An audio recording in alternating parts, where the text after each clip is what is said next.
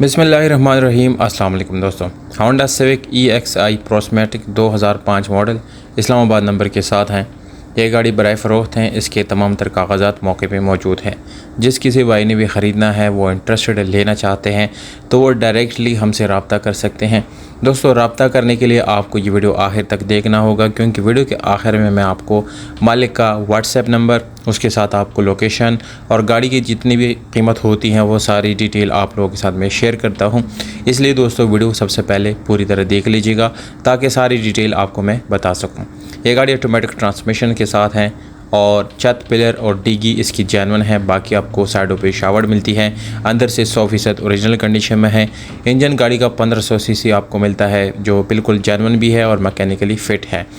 इसके कोपे आप चेक कर सकते हैं, नॉन एक्सीडेंटल कोपे हैं, 100% ओरिजिनल है, कोई मसला गाड़ी के कोपों में नहीं है।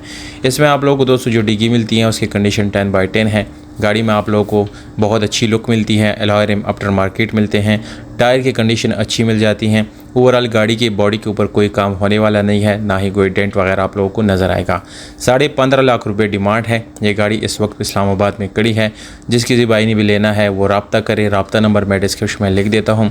डिस्क्रिप्शन में दोस्तों 1 या 2 दिन तक रहेगा। जैसे ही गाड़ी सेल होगी हम 1-2 दिन के बाद नंबर रिमूव कर देते हैं। उसके बाद आपसे गुजारिश यही है कि उसके बाद रब्ता ना करें। बहुत शुक्रिया, अपना ख्याल रखें।